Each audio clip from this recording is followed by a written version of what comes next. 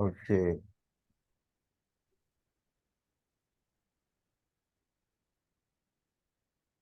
Good morning, everyone, and welcome to this Health Journalism Bootcamp.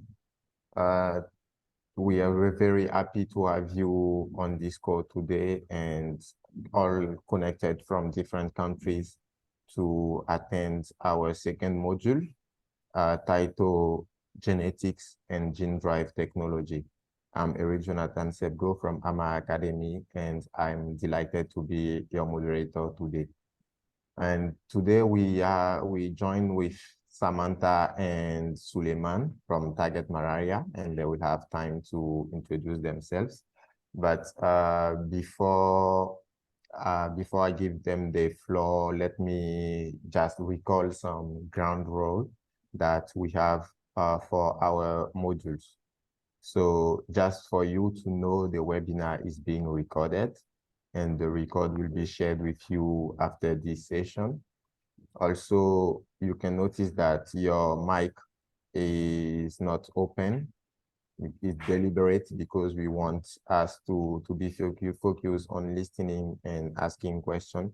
So those who want to ask questions, you can use the Q&A box at the bottom of your screen.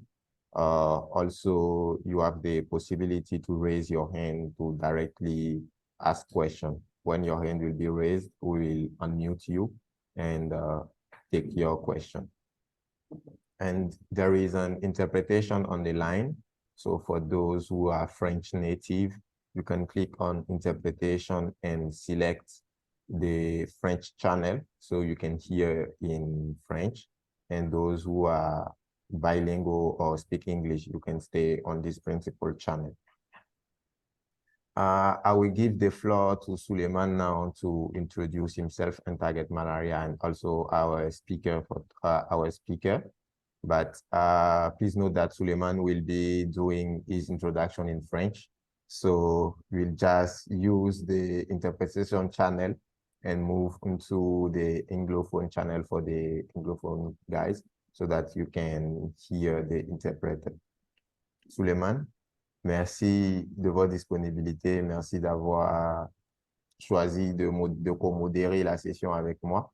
Je vous passe la parole pour votre introduction. Merci beaucoup, Sebgo. Je suis Suleiman Kikele, je suis du Burkina Faso, je suis chargé de communication au niveau de Target Malaria à Burkina. Je suis vraiment heureux d'être sur ces webinaires qui parlent d'une thématique très importante qui vraiment nous intéresse. Et il faut dire que, avant de commencer, je vais dire rapidement de quoi il s'agit par rapport à Target Malaria. Target Malaria est un consortium de recherche à but non lucratif qui est venant en Afrique, en Europe, en Amérique du Nord et qui a pour objectif de co-développer, de partager des technologies génétiques qui permettront de modifier les moustiques et de réduire la transmission du paludisme. Donc, je m'en vais aussi introduire une personne très, très importante. Il s'agit de Samantha O'Loughlin. Elle est généticienne des populations et elle est responsable du soutien à l'engagement des parties prenantes pour Target Malaria. Elle est basée à Imperial College à Londres. Elle travaille sur le projet Target Malaria depuis 2006. Et elle travaille en étroite collaboration avec des biologistes moléculaires, des modélisateurs de l'équipe. Et elle apporte sa grande expérience de la génétique, de la bionomie des moustiques anopheles. Il faut dire que les activités professionnelles de Samantha se sont développées et ont évolué en même temps que le projet Target Malaria. Et depuis 2019, elle a accepté un rôle dans l'équipe globale d'engagement des parties prenantes de Target Malaria. Vraiment, nous sommes heureux d'accueillir Samantha qui va vous apporter, j'en suis sûr, des connaissances par rapport aux biotechnologies. Merci beaucoup. Bonne séance à tous.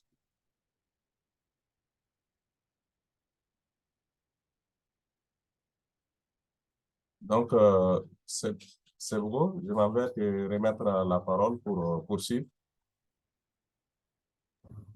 Merci bien, Suleiman. Thank you, Suleiman, for this kind introduction of Samantha. Samantha, Now the floor is yours.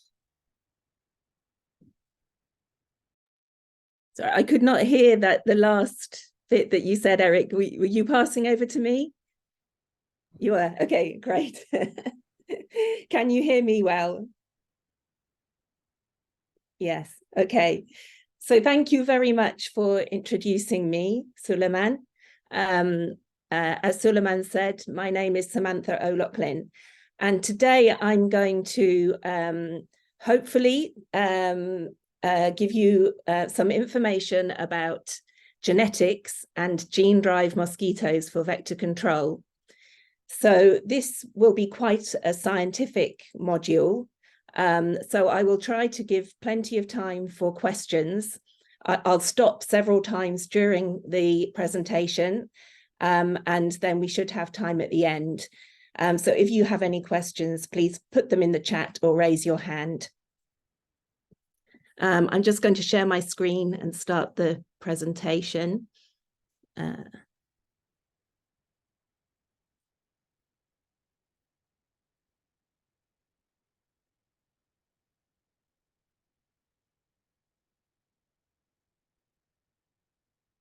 Okay, so I will start by reminding everybody of some key concepts that are involved in genetics. So one key concept in genetics is DNA. And DNA is the language of life. And in animals, like humans and mosquitoes, DNA is passed from one generation to the next through sexual reproduction. And DNA consists of letters, A, C, G, and T. And this creates a genetic code.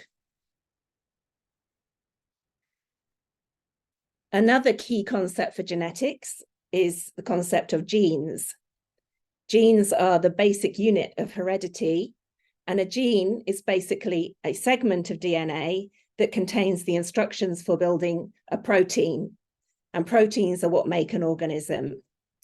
So the Anopheles genome, Anopheles are the mosquitoes that transmit malaria, and the Anopheles genome contains about 13,000 genes. Another key concept that we need to know about when we're talking about genetics is the concept of chromosomes. And chromosomes are thread-like structures that are made up of DNA. So all of your DNA and your genes are stored within chromosomes.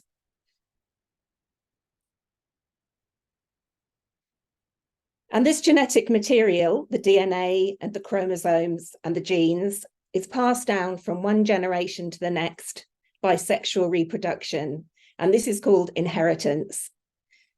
So genes and chromosomes exist as two copies, one of them inherited from a male parent and one inherited from a female parent. And in turn, each of these copies will be inherited by 50% of the next generation of the offspring. And this is called Mendelian inheritance. And the reason that I'm explaining all of this will become clearer in a minute, because when we start talking about gene drive, we're talking about changing this rate of inheritance. So I also want to introduce mosquitoes. So as you know, mosquitoes are very important for disease, for very many vector-borne diseases worldwide. And worldwide, there are over 3,500 species of mosquito, and over 800 of these species are in Africa. However, the mosquitoes that transmit malaria are a very small set of these mosquitoes called Anopheles. And in sub-Saharan Africa, there are actually only 4 species of Anopheles mosquito that are responsible for most of the malaria. So that's Anopheles gambiae, Kalutzi, arabiensis, and funestus. So it's only a very small subset of mosquitoes that are actually responsible for the huge numbers of cases and deaths of malaria in Africa.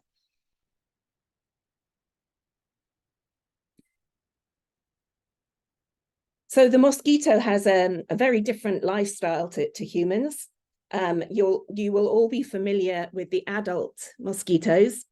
Oh, can you see my my pointer?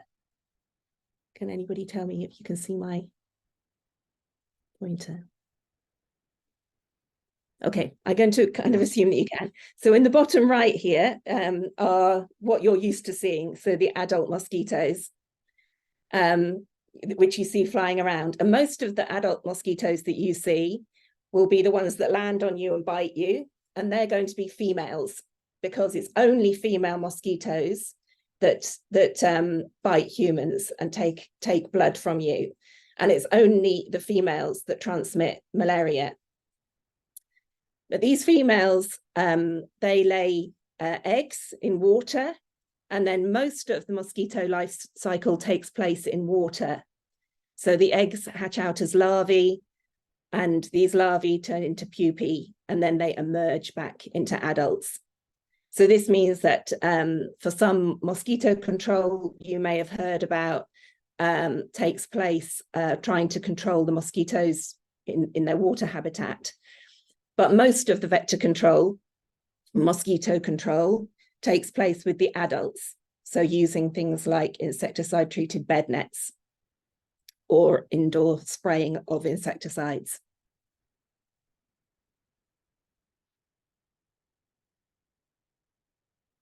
So it's important to realize that malaria transmission has a genetic basis. So mosquitoes are animals. They're like animals like humans. So they have DNA, they have genes, and they have chromosomes. And there are many mosquito genes that are associated with malaria transmission. So these can be genes that, for instance, affect the mosquito's behavior. So for instance, whether they like biting humans or animals. They could be genes associated with their ability to carry a malaria parasite. They could be something like sex determination genes, because only females bite and transmit malaria. So if you could create mosquitoes that are only males, then they would not transmit malaria. And also you could also look at genes associated with fertility, because if you have fewer mosquitoes, you have less malaria. So all of these things could potentially be targeted by us to help to control malaria. And in the laboratory, we can actually make modifications in some of these genes and test them to see if they have the desired effect. And this same process would apply for other disease vectors, such as the mosquitoes that transmit dengue fever and Zika.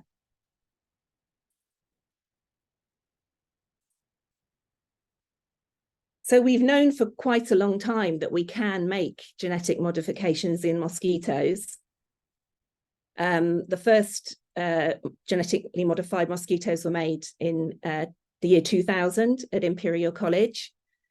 But there was an issue with this, which I will talk about more in a minute.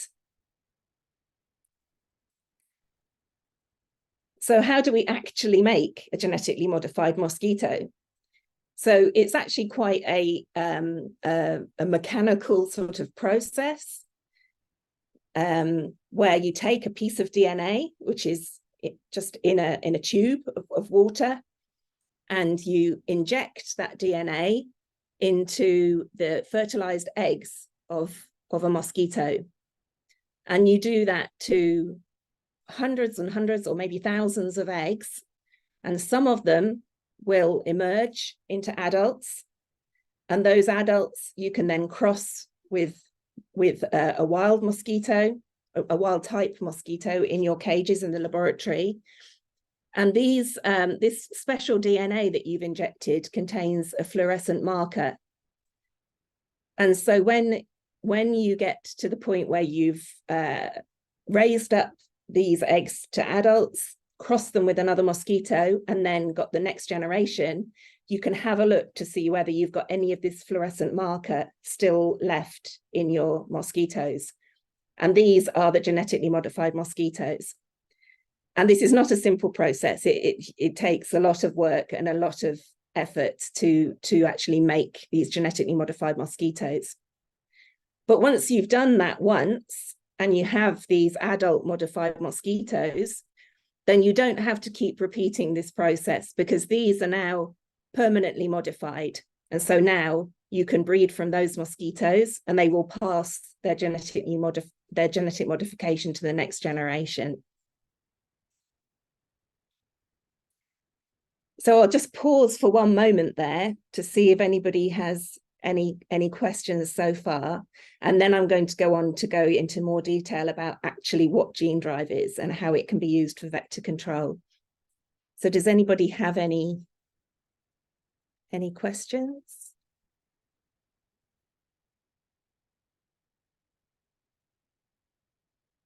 No? Okay, I will go on then to tell you about gene drive. So as I said, first of all, gene drive is actually a naturally occurring mechanism, but we've adapted this to be able to spread genetic modifications through a mosquito population. So we would spread a genetic modification that would affect either the mosquito's ability to transmit malaria or its ability to reproduce. So you would reduce the numbers of mosquitoes. So gene drive technologies hold the promise for being a self-sustaining and cost-effective method to reduce malaria. So as I already said, we've known for a long time that we can genetically modify the mosquitoes that transmit malaria, and we've known that genetic modification has the potential to be a good tool for reducing the numbers of mosquitoes or reducing the amount of malaria. However, there was a problem, as I said. The problem is that if you introduce a new gene into a population of mosquitoes, then it won't spread. Basically, because of this Mendelian inheritance that I was talking about, a gene will only be inherited 50% of the time. So in this little diagram here, at the top, we've got a modified mosquito represented in blue and a wild mosquito represented in black. And you can see that if these two mosquitoes mate, then that modification will be passed on to only 1/2 of the mosquitoes that are the offspring.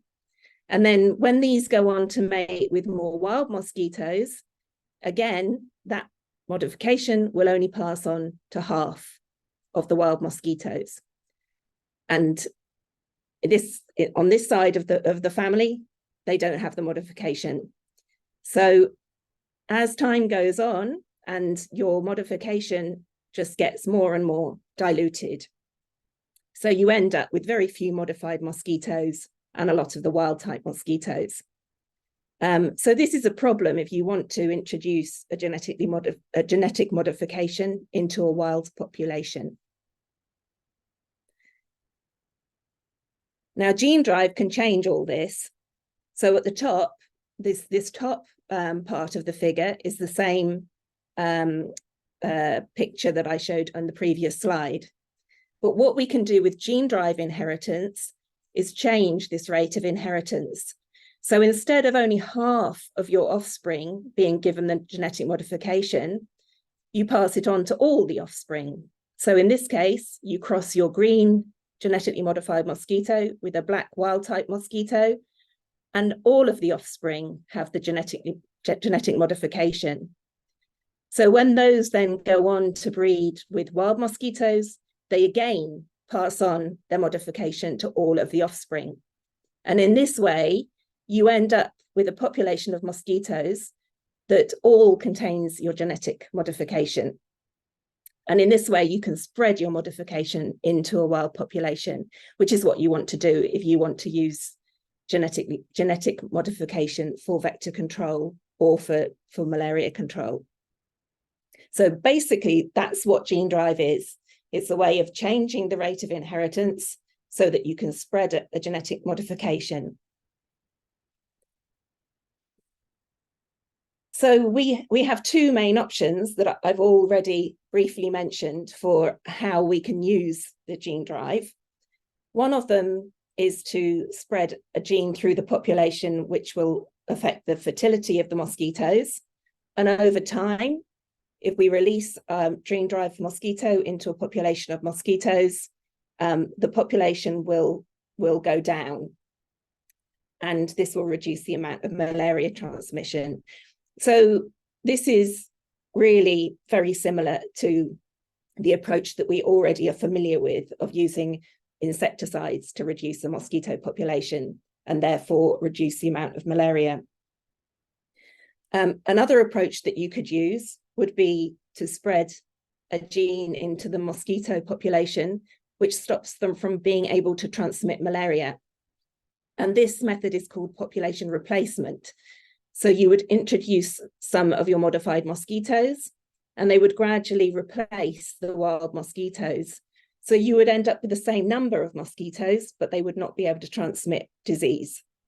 So both of them have their advantages and disadvantages, and both methods could be used potentially in the same place. You could perhaps use population replacement followed by suppression, or the other way around. So they are both valid methods. Now at Target Malaria, we are focused on researching the population suppression method, but there are several other projects who are who are working in Africa, who are working on the population replacement method. But as I'm from Target Malaria, most of what I say going forwards, I will be talking about population suppression.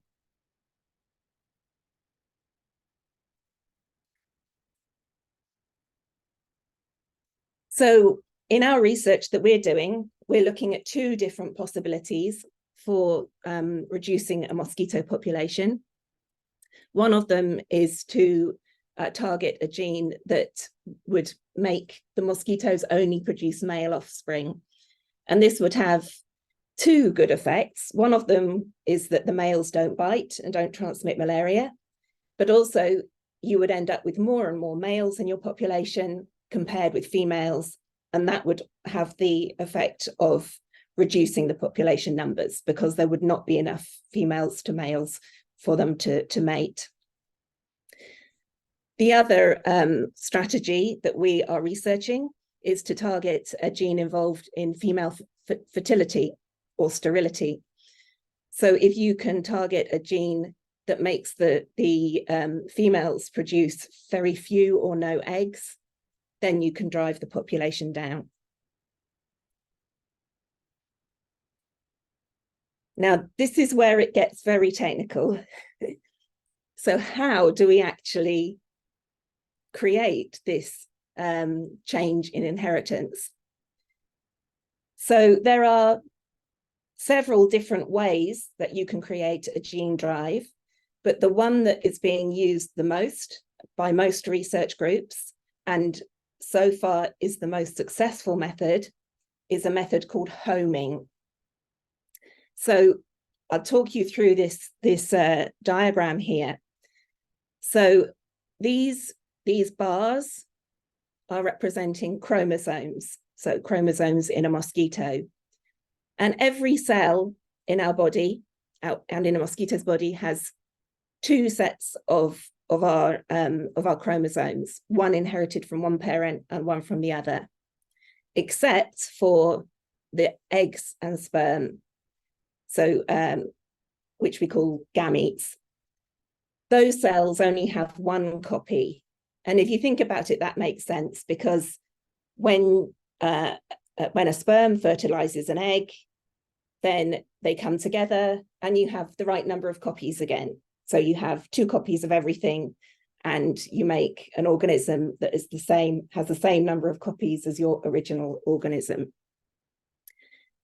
Now, on those chromosomes, you have you have all your genes, which are in the same order in each chromosome. And what we can do is we can genetically modify one copy of the chromosome. And if we look over at this side of the diagram, we put in this genetic modification into one copy of the chromosome. Now, if that was going to be inherited in a normal way, then one copy of the chromosome would go into 50% of your sperm, for instance, and one copy of the chromosome into the other 50% of the sperm. And that's how you end up with this 50-50 inheritance. So what homing does is that when the sperm is being created, or eggs, so gametes, when the gametes are being created, you have an enzyme in this genetic modification which will cut the opposite chromosome and then copy itself using a DNA repair enzyme, and you end up with your genetic modification in both of the chromosomes. And then when these go on to form the eggs or the sperm, you have your genetic modification in 100% of your eggs and sperm. And this is how you end up with this 100% inheritance rate. So it's quite complicated, but it's actually quite a fairly simple mechanism. And I'm just going to go into that in a little bit more detail. So with examples. So for instance, if we had a female fertility gene that we wanted to target to reduce the numbers of mosquitoes, we could use an enzyme called CRISPR-Cas9 to actually create our genetic modification. So here I'm showing like a zoomed in version of the chromosome, where you can see a piece of DNA. This is a DNA sequence, and we can design our CRISPR-Cas9 to target exactly that piece of DNA. And we can insert our genetic modification, and that will disrupt the fertility gene, and that will cause sterility. So when we have the opposite chromosome, the one that doesn't yet carry the genetic modification, when we make the eggs or the sperm in gametogenesis, the CRISPR-Cas9 will cut the opposite chromosome and copy itself over, and that will result in that modification always being inherited. It will spread through the mosquito population, and you will end up with female mosquitoes that are sterile.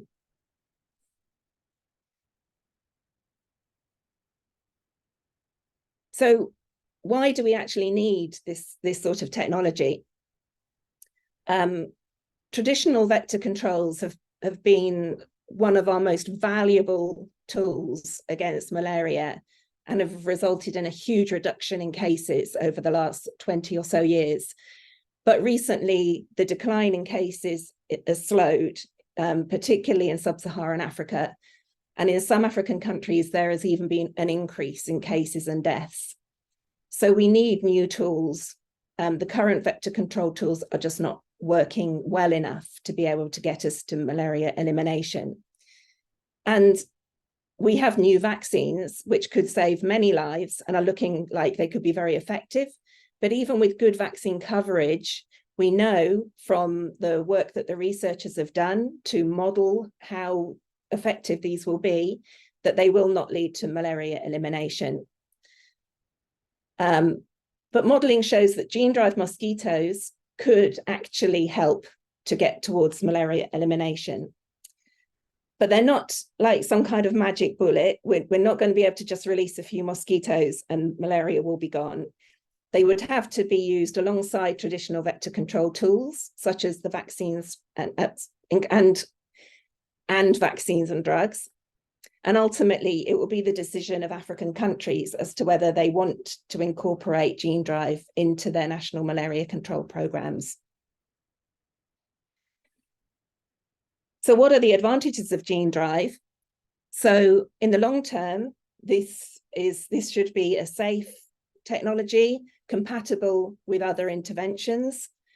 It should be sustainable, reducing transmission over a long period of time. It should work well across rural areas, which is very important in Africa, where most of the malaria transmission is currently in quite rural areas that are inaccessible and hard to reach by more conventional vector control methods. And it should be cost effective because we shouldn't need to release a large number of mosquitoes for this to work. And it should be quite easy to deliver. So all in all, this means that gene drives are a very promising tool, and the WHO and other organizations believe that this is research that's really well worth pursuing. So you may have heard of some other types of projects where they release mosquitoes to try to control disease. So I've just included this slide to give you an idea of how gene drive is different from some of these other tools that you may already have heard of. For instance, there is a project or several projects working on using a bacteria called Wolbachia, which can interfere with the transmission of dengue and other arboviruses in Aedes mosquitoes. And this seems to be working quite successfully. However, unfortunately, we have not been able to find any Wolbachia or similar bacteria that will have the same effect in the mosquitoes that transmit malaria. So the mosquitoes that transmit malaria are very, very different from the ones that transmit dengue. They're very, very distantly related. So unfortunately, this technology does not seem to work for malaria. Other techniques that you may have heard of are sterile insect techniques, and these can be either a more sort of traditional type where you use irradiation to make male insects sterile, or a genetically modified type where you can use a genetic modification to make mosquitoes sterile. And for both of these methods, they can work well in areas of high mosquito density or high pest density, for instance, in agriculture, in crop fields. But they involve rearing and releasing very, very, very high numbers of insects, because basically what you need to do is completely inundate your wild population with sterile insects so that they compete with the normal insects and outcompete them. And so for at least one generation or possibly a couple of generations, you will get a population crash. But then you have to keep doing that. It won't be sustained, because if you have any fertile insects left, then the population will come back up again. So you have to keep releasing. So it's not a very sustainable method. It's quite expensive, and it wouldn't work over large rural areas. So this is why gene drive is different from those methods.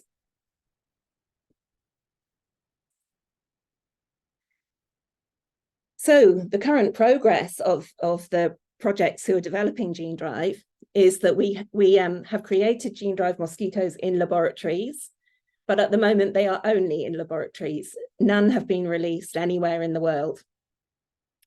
And we don't even have them in laboratories in Africa yet.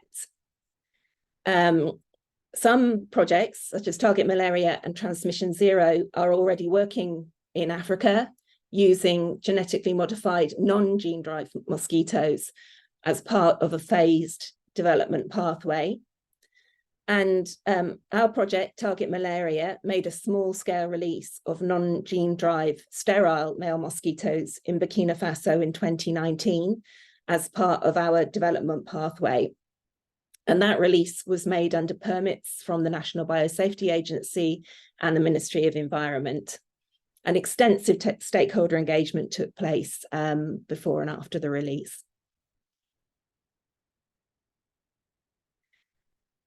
So going forwards, what would gene drive look like if we do use this as a vector control tool?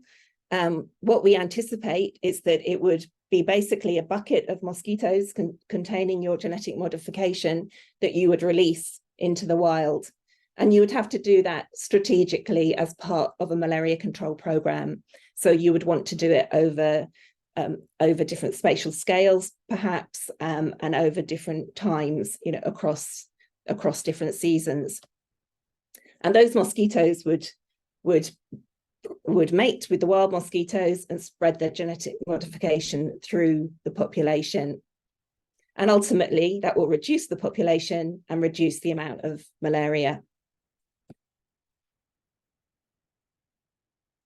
I'm going to pause again just to see if there are any questions that I should take up at this point. All right. Thank you, Samantha. And yes, during your presentation, we got some question in the Q&A box. And I can see also that someone has raised his hands. I will first start with the question in the Q&A box, and then later on we'll give the floor to those who raise their hands.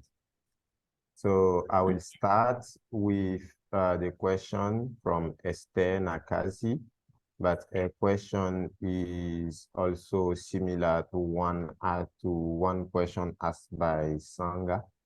And Esther is asking, how long does this process take? The process of female fertility in gene drive, and how accurate is it when it is copying? And Sanga's question was almost the same, but he was asking, how long can we take in order to replace a mosquito population in one area by gene drive modifying mosquitoes? Okay, so yes, very good questions. So part of the work that we do at Target Malaria is to make models, mathematical models of how this technology would work in a field situation. And the models, it depends a lot on the actual mosquito that you use and the way that it spreads. But the models show that it would probably be roughly about 10 generations to reduce the population down to almost zero.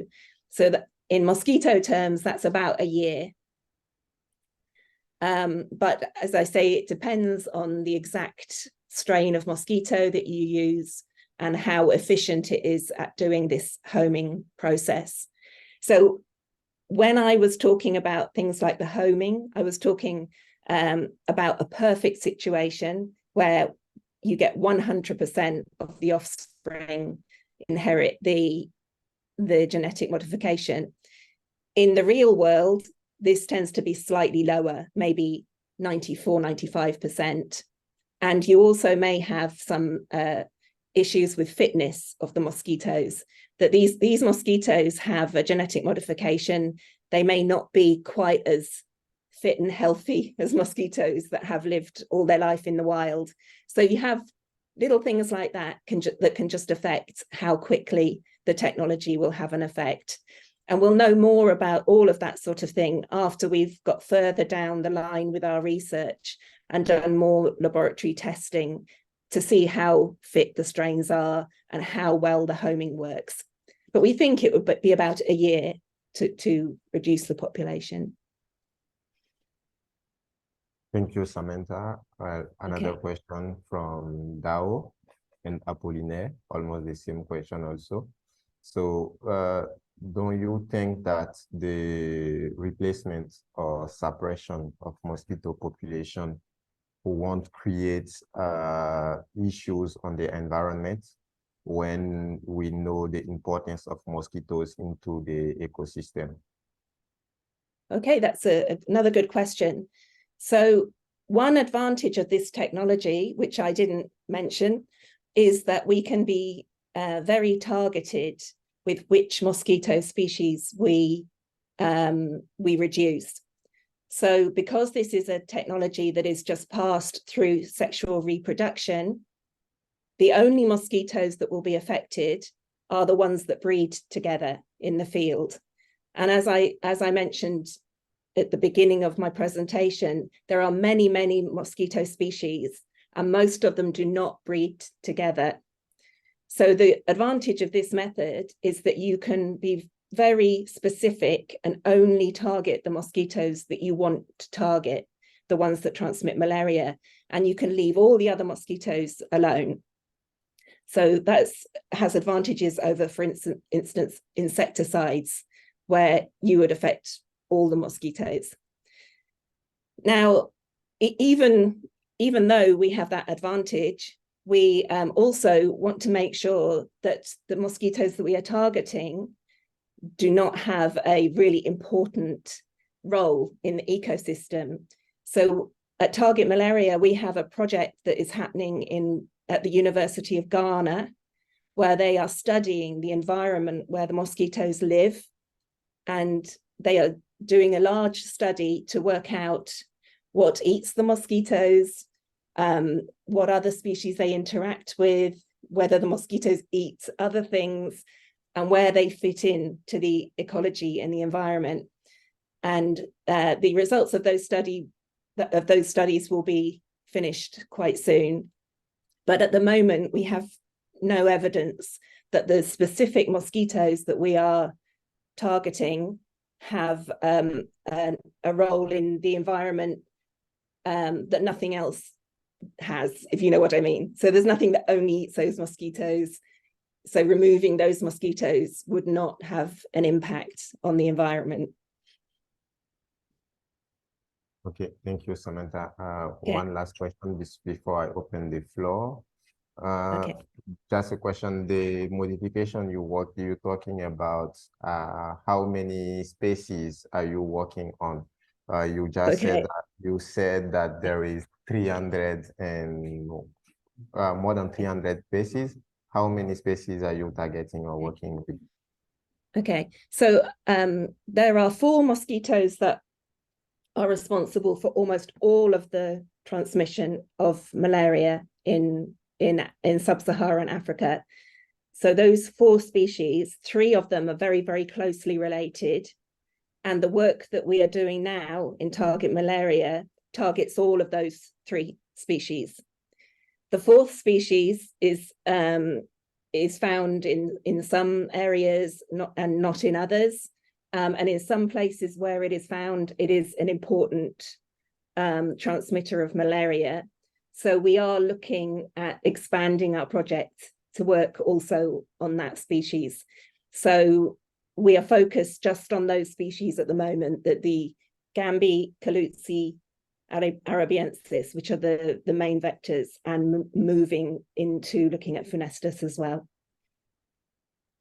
Okay, thank you, Samantha. I'm going to open the floor now to Mr. Kieketa Dauda. So you're allowed to speak. You can unmute and ask your question. Merci bien pour la parole. J'ai principalement 2 questions. La première, quels sont les acteurs qui doivent être impliqués dans le processus de modification des moustiques? Ça, c'est la première question. La seconde question, est-ce que la modification comporte des risques? Si oui, quels peuvent être ces risques? Merci.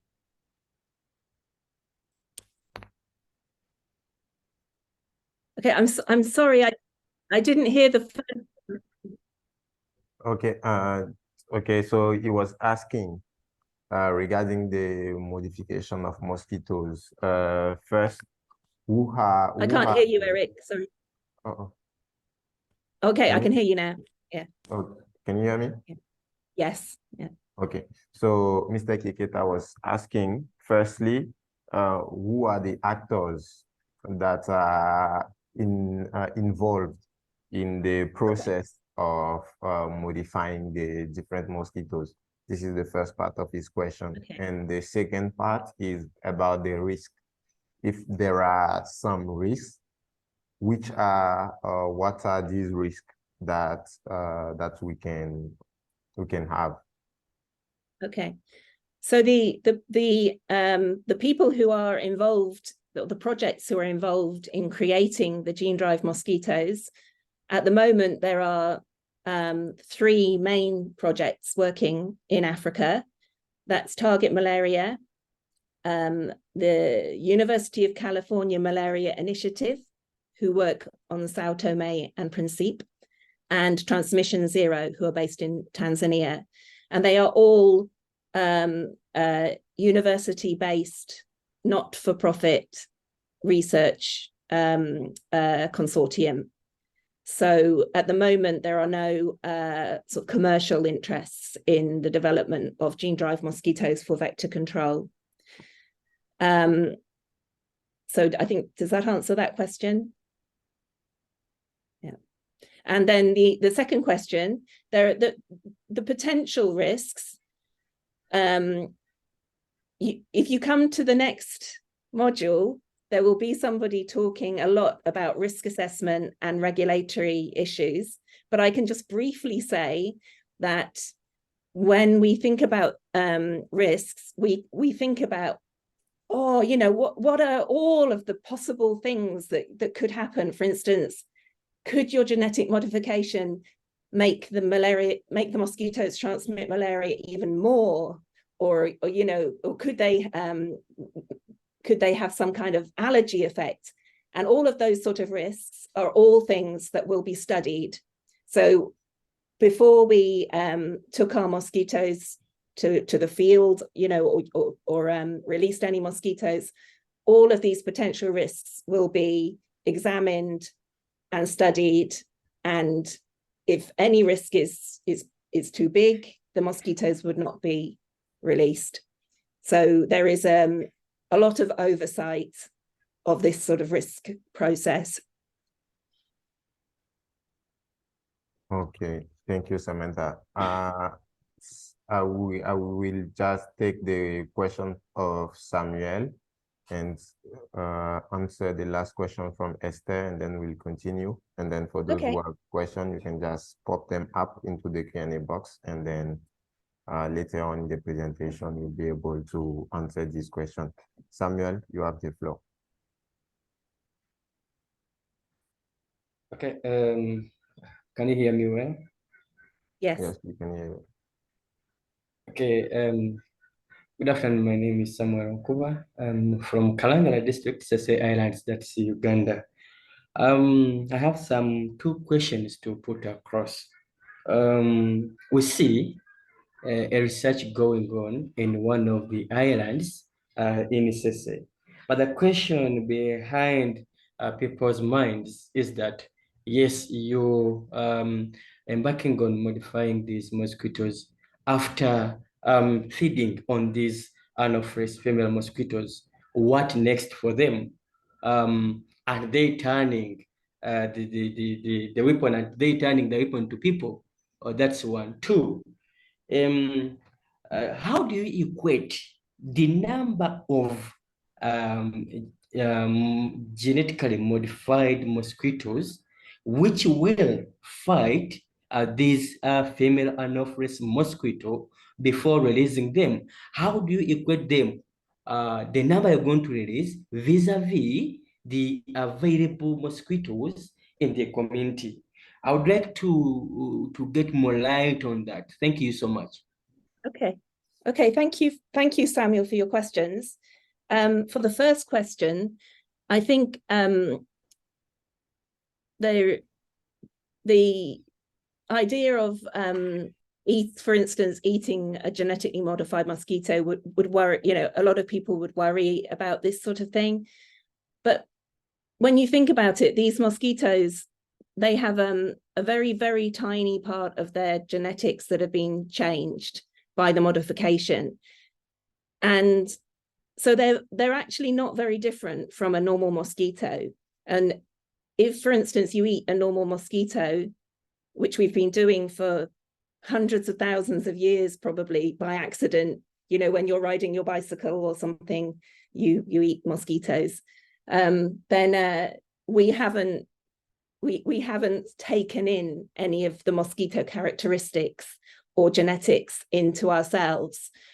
So there is no reason that that would happen with a genetically modified mosquito, if you see what I mean. So this is something that obviously concerns people. So it's something we would take into account in our stakeholder engagement and in our risk analysis. But I don't think it's anything to be concerned about. And your other question, I think, was how do you know how many mosquitoes you need to release? So this is something that our amazing team of mathematical modelers will be able to work out. So they have to do, our teams in the field, for instance, in Uganda, they will go onto the islands and they will do studies to work out how many mosquitoes are on the islands. And then they will work out how many mosquitoes you would need to release to have an effect on those populations.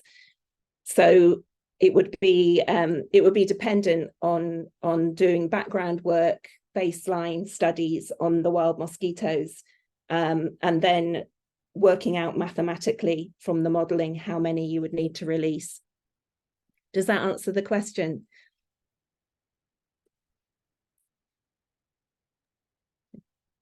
Yes, I think the answer is accurate for this. The last question we'll take, and then we'll continue the presentation. Question from Esther, who is asking, how do we know for sure that these mosquitoes that have been modified can't mate with other species? Okay, yeah, that's a good question. So there have been a lot of studies, both in the laboratory and using genetics, to look at different mosquito species and to work out which species can mate with each other. So we know a lot about which mosquitoes can hybridize, can cross with each other. So we know, for instance, that some of the very closely related mosquito species, such as Anopheles gambi and Anopheles colutzii, they can mate in the wild and can transfer the modification. So we know about that, and that would all be incorporated into our plans, our planning and our modeling. But then at the same time, we also know that there are other species where, if you look at their genetics, for instance, they are so distantly related that there is just no way that those mosquitoes can mate with each other. It would be like a mouse mating with a human. You know, they're very, very distantly related. So we have a lot of information because mosquitoes have been studied for many, many years. We can also do experiments where you take the mosquitoes into a laboratory and you try and get them to mate together. And that has been done as well with different species. So we know from those experiments that there is a limit to which species will mate with which other species. So I'm sorry, it's not a simple answer, Esther, but we have a lot of information about that sort of thing. Thank you. Thank you, Samantha. I think you can continue, and then we'll take other questions later on. Okay, let me just... Okay, so I've only got a few more slides that I was going to just talk to you about, which are about the sort of process that we will need to go through for going from a laboratory to field trials of gene-drive mosquitoes. So the WHO published a guidance framework for testing genetically modified mosquitoes. And in that, they recommended that you start off with laboratory studies in small scale cages in laboratories, and then you move in a stepwise approach towards your open field releases. And at the moment, at Target Malaria, we are at this stage of the population cage studies, large cage studies. So I'm going to go into that in a little bit more detail. But before I go into that, I just want to say that although a lot of the work that we do is in laboratories, we also have people working in the field in Burkina Faso. They have under the UVRI in Uganda. And both of those facilities also have insectaries where they can work on mosquitoes and do experiments on mosquitoes in their insectaries. And we also have this team at the University of Ghana looking at the ecology of mosquitoes. So I just wanted to say that although a lot of what I've been talking about today sounds very much like it's all just happening in a lab somewhere, we actually are working in many different countries in the lab and in the field, and also doing a lot of stakeholder engagement as well in communities to teach people about genetic modification of mosquitoes. So saying that, the place where we actually have made the gene-drive mosquitoes has mostly been at Imperial College in London in small cages. And this is because when we began the project 18 years ago, it was very, very new technology, and that's where the experts were. So there was already a group at Imperial College who were working on this kind of genetic engineering of mosquitoes. And they were able to develop the first gene-drive mosquitoes in the small cages in London, and in those small cages to prove that the gene-drive technology was working. However, that's quite artificial, you know, that you only have a very small population and they're all confined into a little cage this big. So the next phase was to test whether these mosquitoes would work in a more natural environment. And to do this, we use large cages, which are much, much bigger. They're more like a room than these tiny little laboratory cages. And these allow the mosquitoes to act more naturally. They can make mating swarms. They can they have to seek out their meals and their places to lay their eggs. And it introduces sort of challenges to the mosquitoes that you wouldn't have in a tiny little cage. And we can use data that we get from the way that the mosquitoes behave in these big cages to help to inform our modeling to predict how the mosquitoes would actually behave in a wild field situation.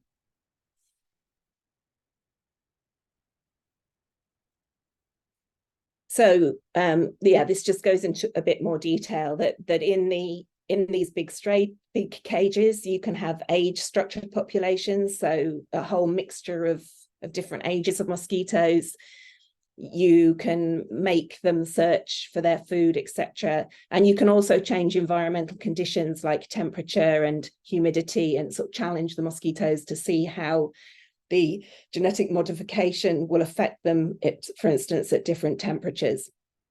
And we have these large cage facilities, both in the CDC in the United States and at Polo GGB in Italy. So the sort of the next phase after working on the large cages would be to do some small scale open trial releases. But before we can get to that stage, we're going to have to go through an extensive and legally required risk assessment process, which will look at things like human, animal and water safety, environmental impact and socio-economic impact. And if you come along to the following modules of this boot camp, then you'll hear a lot more about what's going on in Africa at the moment around all of these risk assessment and regulatory issues. And as I said, we already work in collaboration with African researchers, but that will have to become a lot more extensive once we start working more and releasing mosquitoes in Africa or doing small scale trial releases. And obviously stakeholder engagement will be very important around this technology, particularly in the communities where the mosquitoes will be released and who hopefully would benefit from the reduction in malaria from these mosquitoes. And at the moment, we are working with authorities, funders, and other Gene Drive projects to design protocols for how these first small-scale field trials might be carried out and what they would look like. So that's kind of the next few years down the line. And that's it. That's the end of my presentation. And thank you all for listening. And I got lots of time for questions if you have any questions.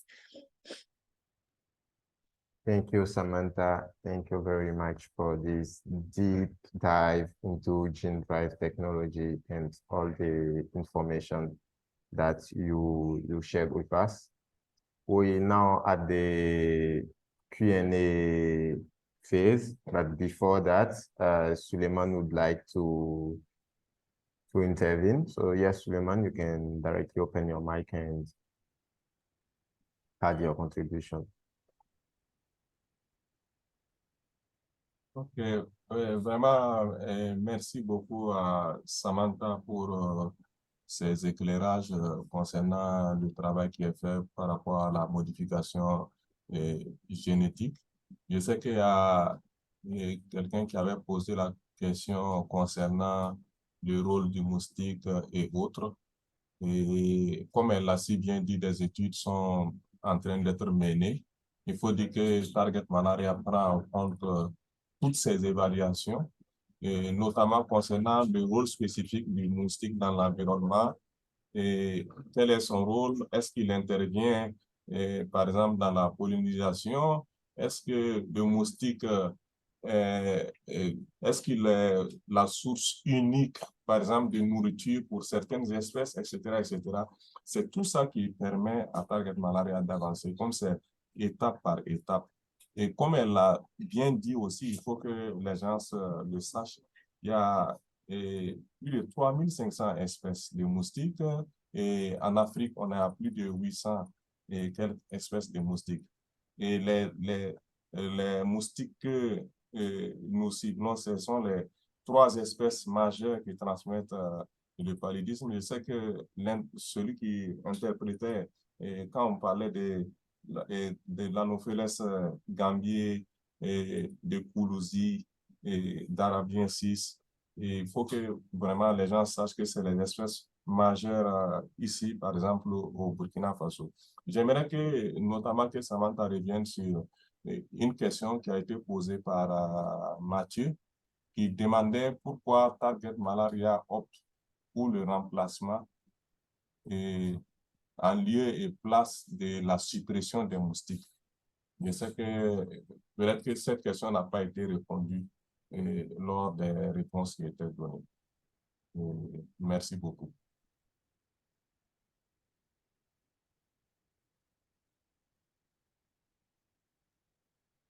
Oh, thank you. Yeah, I missed that question. So yeah, why are we looking at population reduction rather than population replacement? One of the reasons for that is that historically, we know that it works. We know that reducing the numbers of mosquitoes has a really good impact on malaria. So between the year 2000 and I've got it, I think it was about 2020, 78% of the cases of malaria that were averted. So there was a huge reduction in the number of malaria cases, and 78% of that was because of vector control. So because of using insecticide-treated bed nets and using indoor residual spraying of insecticides. So we know that reducing the numbers of mosquitoes is very good at reducing malaria. And when we first started our project 18 years ago, we decided that this strategy was the best strategy to go for. Another reason which at the time when we started the project, we also decided that it it could maybe be an easier strategy to go for, because trying to find genes that would stop a mosquito from being able to transmit malaria is quite difficult. And there are teams of researchers now who have actually managed to find some of those genes, but it's taken a long time and a lot of work to actually identify genes which will stop malaria being transmitted. So as I said in my presentation, both methods are good strategies. They both have advantages and disadvantages. And I think both of them are worth pursuing. So, I mean, another advantage of doing a population reduction method is, at least in early trials, it will be much easier to see whether the strategy is working, because we will be able to see a reduction in the number of mosquitoes. Whereas with a population replacement method, the number of mosquitoes will remain the same. So you will have to look at whether it's having an impact on the transmission of malaria directly. So that may cause some challenges for trials of the replacement method. But as I say, they are both potentially very good, very powerful methods, and I think it's important to continue working on both of them.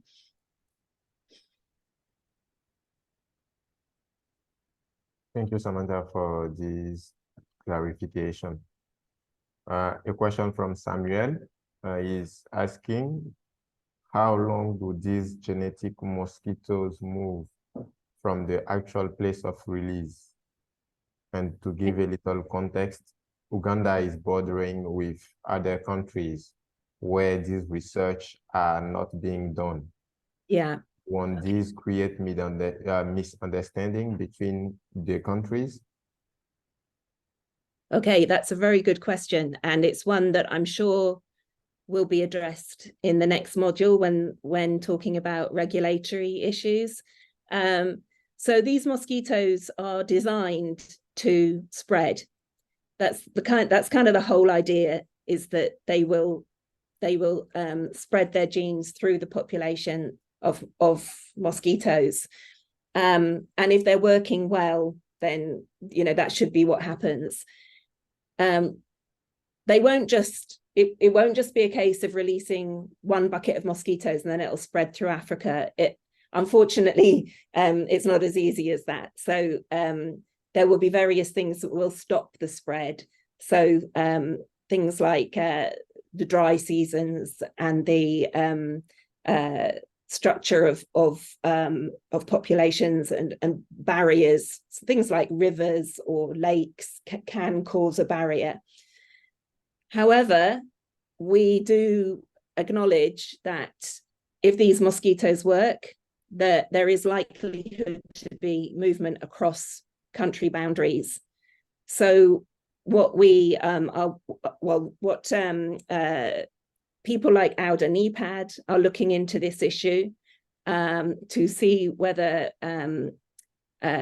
we can have agreements across different regions of Africa about whether about how the sort of regulatory framework will work if somebody wanted to release mosquitoes in one country and then they may spread into another country. We would anticipate that there would have to be some kind of agreements between countries to do that. But that's kind of quite a complicated question, and I'm sure that that you will hear more about that in the next session. Thank you, Samantha. A question from Lami from Nigeria, who is asking, what is the shelf life of the genetically modified mosquitoes? Okay, so the mosquitoes are, they have a normal mosquito life cycle. So when you keep them in the laboratory, each individual mosquito will have the same lifespan as a normal mosquito. So the way that you keep the genetic modification alive is by breeding those mosquitoes in the laboratory. So you keep a population of mosquitoes in the laboratory. So in theory, you can just keep that going forever. You just keep breeding them, keep breeding them, keep breeding them. And your population of laboratory mosquitoes will just last forever with the genetic modification in them. Okay. Samuel just added a follow-up question, so I will continue with his question. Okay. Will the process of releasing be continuous? I can't really answer that question at the moment. I think that's something that will have to be decided later on once we have more information about how the mosquitoes will work in the field and how they would be deployed by a national malaria control program. So I think we're a little bit early to really decide. I mean, I would say the one thing I can say is that in theory, if you reduce the number of mosquitoes for long enough, you should be able to cut the transmission of malaria. So as you know, the malaria exists in two places. It exists in humans and it exists in the mosquitoes. So if you can reduce the number of mosquitoes for long enough and then treat the human beings so that with drugs, for instance, so that there's no malaria left in the human beings, then it doesn't matter if the number of mosquitoes comes back, because the mosquitoes cannot catch the malaria from the humans because the humans don't have it anymore. So if you can kind of break that cycle so that you have no malaria in either the mosquitoes or the humans, then we can live side by side with mosquitoes without worrying, because that it's not the mosquitoes that are the problem, it's the malaria. So in theory, if you manage to get that magic combination of eliminating the malaria from both the mosquitoes and the humans, then you could stop your releases. So you would not have to keep doing your gene drive. Perfect. Yeah, one question from Mathieu, who is asking about the development rate of gene drive technology on other sides, on your other countries you're working with, you're working on the continent. So he knows that, for example, Burkina Faso has completed the first phase. So what about the other countries? Okay. So Burkina Faso has completed working with the non-gene drive mosquitoes, and they are now moving on to a phase where they're working with a different strain of non-gene drive mosquitoes to do some more field testing. And then the plan is for Burkina Faso to probably be the first country where target malaria works to actually apply for permission to test a gene drive strain. Uganda is, at the moment, Uganda is the other place where target malaria is working, and they are, at the moment, we don't have concrete plans there. So I can't tell you yet what the, how far down the line it would be that we would be thinking about gene drive mosquitoes in Uganda. And as for other countries that are not target malaria, I'm not sure again about the timeline of those. So I think the University of California, working in Sao Tome and Principe, are hoping to do some field tests fairly soon, but I don't know the exact dates. Okay. Thank you, Samantha. Well, we are receiving a lot of questions, and also people are raising their hands. Mr. Senu, I saw that you raised your hand, but you also typed your question in Q&A box. So I will directly read the question that you type, and then if needs for you to give more context, then I will open your mic. But your question is directed to Mr. Suleiman Kekele. So Samantha, this question is not for you. Okay. Suleiman, je vais lire la question en français, comme ça directement qu'on Oui, pourra merci plus beaucoup pour faciliter. à Abdul Aziz Seynou pour cette question et qui a été largement d'ailleurs débattue, auquel on a répondu ici au Burkina Faso. Il parle de... Actuellement, on sait qu'au Burkina Faso, il y a une recrudescence des cas de dengue.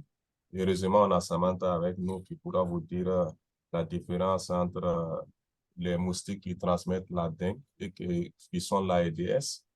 Et les moustiques sur lesquels le projet Target Malaria travaille, c'est les moustiques qui sont responsables du paludisme, donc c'est-à-dire l'anophèle. C'est des moustiques complètement différents.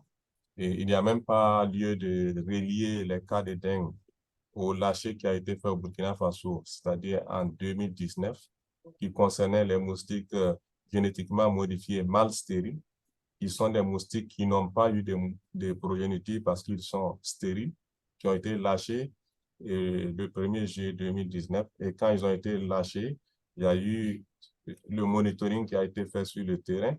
On a évalué et au bout de quelques semaines, ces moustiques avaient complètement disparu. Et donc, on a vraiment continué ce travail-là à ce niveau pour voir. Et effectivement, les résultats étaient concluants par rapport à ce qui avait été déterminé par l'équipe au départ pour pouvoir faire vraiment ce lâcher. Donc, ce que je peux dire, c'est que les cas de dengue, comme on le dit au Burkina Faso, la dengue, actuellement, c'est un problème au niveau mondial et d'autres pays font face à ces problèmes. Et on sait qu'au plan international, si vous prenez peut-être des pays tels que peut-être la Colombie, actuellement la Jamaïque aussi, ils font vraiment face au Bangladesh. Il y a beaucoup de pays dans le monde qui font face à cette recrudescence des cas de dengue et c'est un phénomène au plan mondial. On peut chercher les raisons. Voilà. Donc, c'est ce que je peux dire à Abdul Aziz Senou et on peut éventuellement continuer les échanges concernant ça. Et je pense qu'on a vraiment l'IRSS en tant qu'institut de recherche en sciences de la santé au niveau du Burkina Faso et contribue énormément dans le cadre de la lutte contre la dengue dans notre pays, notamment en ce qui concerne que ce soit au niveau des insecticides même qui sont utilisés présentement pour faire la pulvérisation au niveau du Burkina. C'est les chercheurs de l'IRSS qui ont aidé à cela. Et donc, je peux dire que, comme on le dit, il n'y a pas lieu de relier les cas de dengue au travail que Target Malaria fait. Merci beaucoup.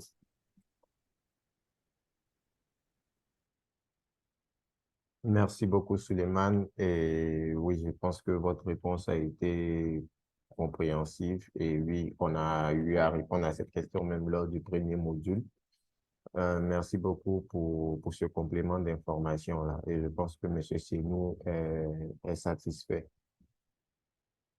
Alors, une autre question. Mathieu, je vois votre main qui est levée. Je vais vous donner la parole, mais j'attends d'abord de finir avec les questions qui sont posées dans la box des questions-réponses. Donc, si vous permettez, quand je finis avec les deux questions que j'ai ici présentement, je pourrai revenir vers vous et vous ouvrir le micro.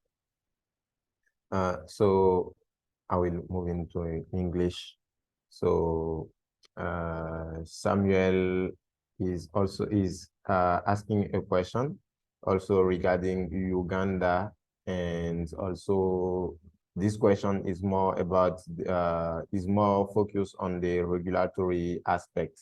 So we know that we'll have next week a session that is dedicated to regulatory landscape in Africa and regarding the gene-drive technology, but also genetically modified mosquitoes.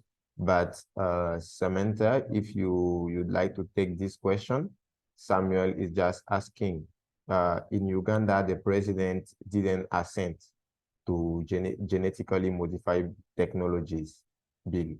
Okay. So do you wish to go on with the technologies? Okay. Thanks for the question, Samuel. you obviously know a lot about these things.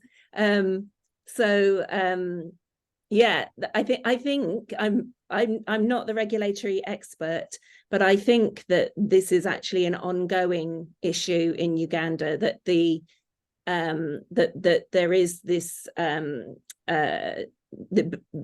genetic modification bill is still being debated. So as far as I'm aware, that there is still a possibility that this will be taken into law. So at the moment, we're continuing our work in Uganda. If in a few years' time there is still no law, then we may have to reconsider. But at the moment, we are continuing our work in Uganda. Yeah, thank you, Samantha. A question from Esther. We have been using IRS for reduction of mosquitoes. What effect will this have on the genetic mosquitoes? And the second question, if they accidentally die due to the chemicals that have been sprayed over time. So Yeah, that's go ahead. That's a really good question. And I'm glad you brought it up, because one of the things that seems to have been possibly causing an increase in malaria, and also is preventing the elimination of the disease in Africa, is the fact that more and more mosquitoes seem to be biting outdoors, and they seem to be transmitting malaria more outdoors. And that means that some of the more traditional methods, like the indoor residual spraying and the insecticide treated bed nets, are less effective, because people are getting malaria when they're outside doing their cooking, or just walking around in the evenings. So the mosquitoes that's another advantage of gene drive mosquitoes, is that they will work for indoor and outdoor biting. If the mosquitoes do go indoors and get killed by the insecticide, then that's fine. They're still, we know that IRS and bed nets reduce the number of mosquitoes, but they don't eliminate the mosquitoes completely. So there is still a population of mosquitoes. And if there's still a population of mosquitoes, then the gene drive mosquitoes can still breed with them and spread their genetic construct. So the method of using gene drive mosquitoes would be compatible with traditional methods, and we wouldn't tell people to stop using their traditional methods.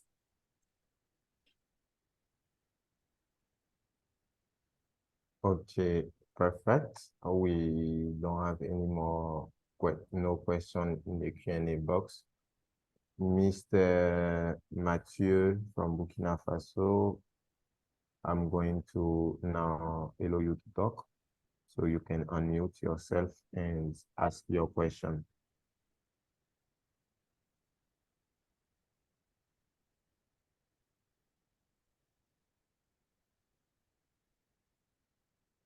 Mathieu, vous pouvez poser directement votre question.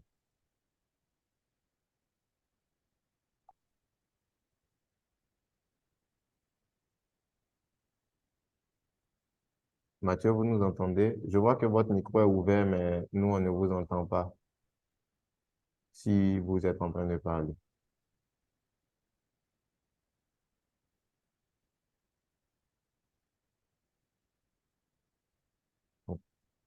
À moins qu'il y ait des problèmes de connexion. Oh, oui, peut-être, c'est ce que je remarque. Si c'est possible, peut-être taper votre question directement, vu que là, je ne sais pas, votre micro est ouvert, mais on n'arrive pas à vous entendre. Ah, ok, d'accord, sans objet. Donc, votre question a été répondue, je pense, par Samantha, ou la question a été posée par un autre intervenant. Merci bien, Mathieu. Yeah, if you guys do have questions, please just whether raise your hand or put them into the Q&A box. Samantha here is happy answering all the questions that you might have. And yes.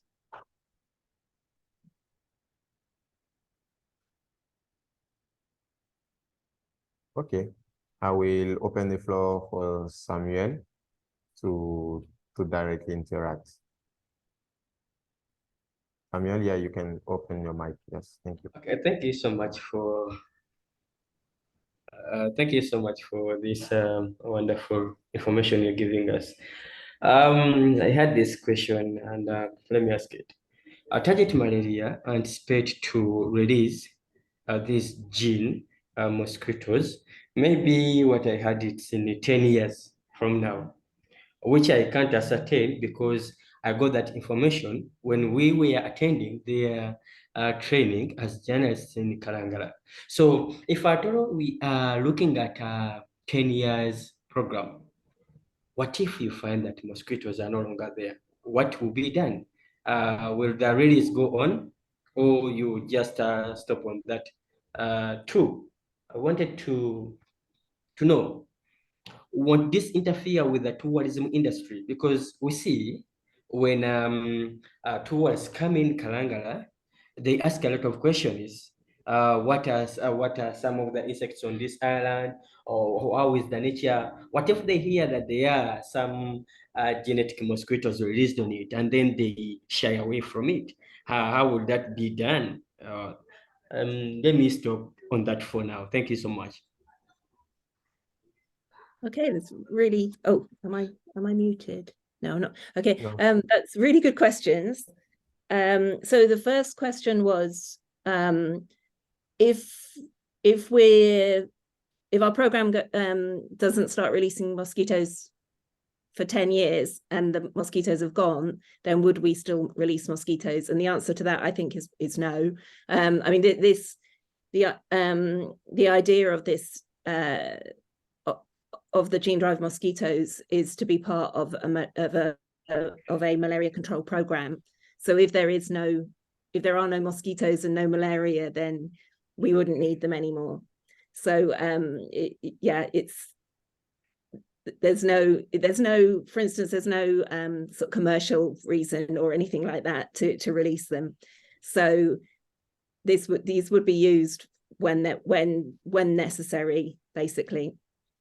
And I think that time frame would be for an actual implementation of the mosquitoes. So there may be some small scale field trials done earlier than that. But again, they would only be done if the technology is deemed to be necessary.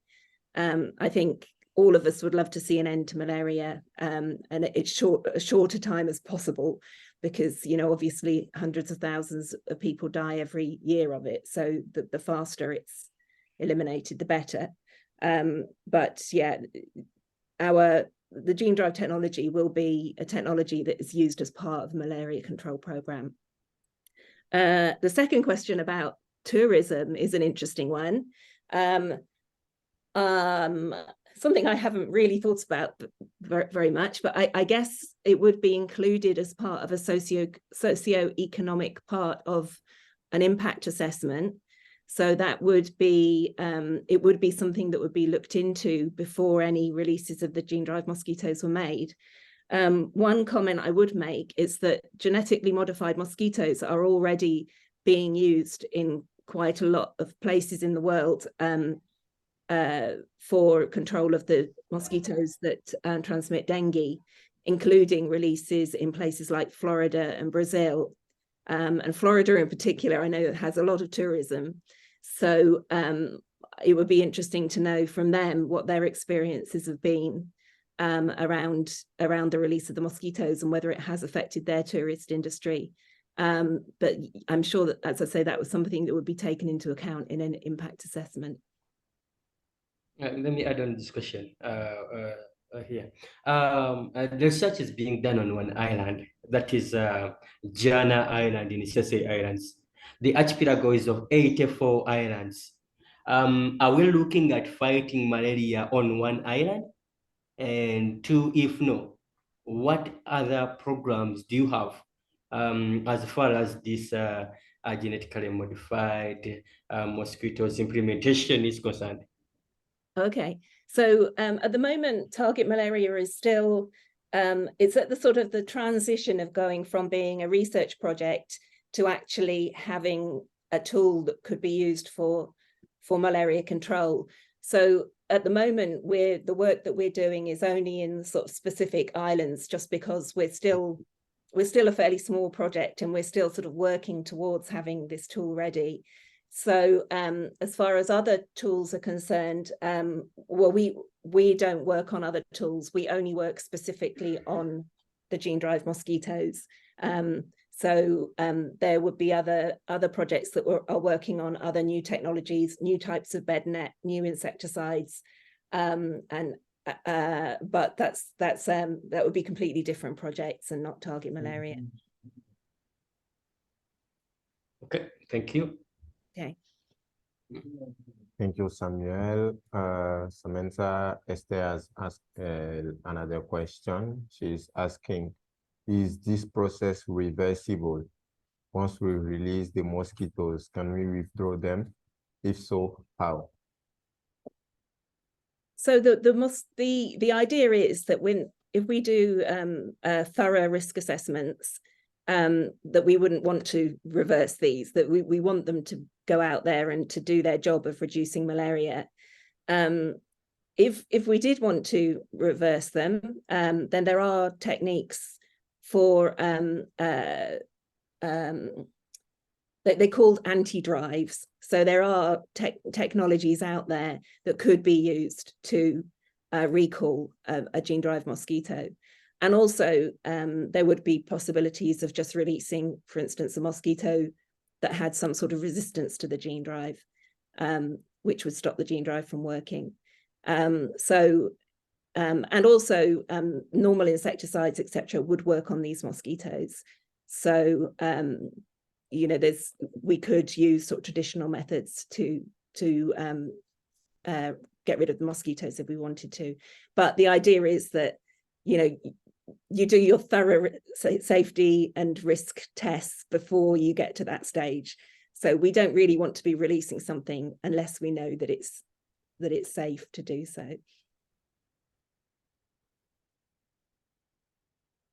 Okay, thank you, Samantha. I think no more questions, but guys, be free to ask your question, and then even right now you don't have question, you can still send me the question via email, and then with the team we'll do our best in order to provide you some answers. We don't have any more questions, Samantha. I think we're gonna close the webinar. But first, I will give you the floor for your closing remarks, and then, yeah, we'll be closing it. Okay, well, thank you everybody for listening. I hope that that it was interesting for everybody. And as Eric said, if there are any follow-up questions, then please reach out to either Eric or the Target Malaria team, and we'll be very happy to answer them if we can. Thank you, everybody. Thank you, Samantha. Suleiman, vous voulez dire quelque chose avant qu'on termine la session?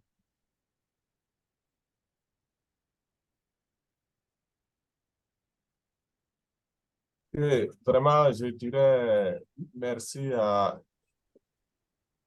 tous les participants qui ont vraiment pris de leur temps pour venir participer à ce webinaire. Et c'est d'abord dans la construction de la connaissance de chaque journaliste. Je pense que c'est très important de pouvoir comprendre le processus de ce travail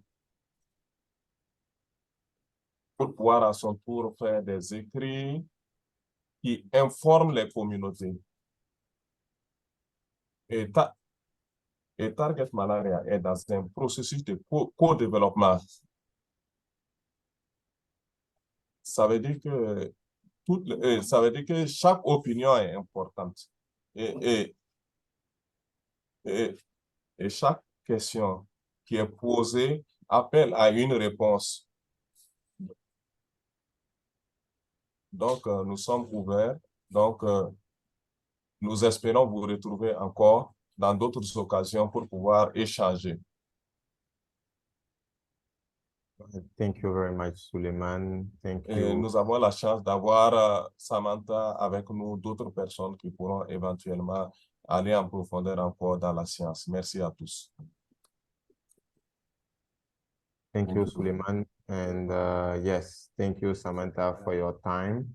For those interested in interviews or those who have follow-up questions, you can just pop me an email and then I will do the necessary with the team in order for you to have this interview or to answer your question. Also note that our next session will be held next week's Thursday, same time, 12 p.m. And then the module will be titled Regulatory Environment, Pathways, Benefits and Risks of Gene-Drive Technologies. So during this module, we'll have the opportunity to discuss the different regulatory environments, especially in the countries where target malaria is working. So Ghana, Burkina Faso, and Uganda, where we'll have deep discussion about the different landscape and what target malaria does in order to stop the malaria transmission. I was happy moderating this session, and I hope that everyone got key insights that will help them in their personal knowledge, but also key insight to inform the population of about these new technologies. We still open to discussion, so our inboxes and the WhatsApp group that are created also for the participants, it's helpful, and then we can also interact there. If you have some question, you can just pop them into the WhatsApp group, and then I will direct this question to the actual person. Thank you very much for your time. Thank you very much for your attendance, and I wish you all a good week and see you next week, Thursday. Thank you all. Bye-bye. Thank you.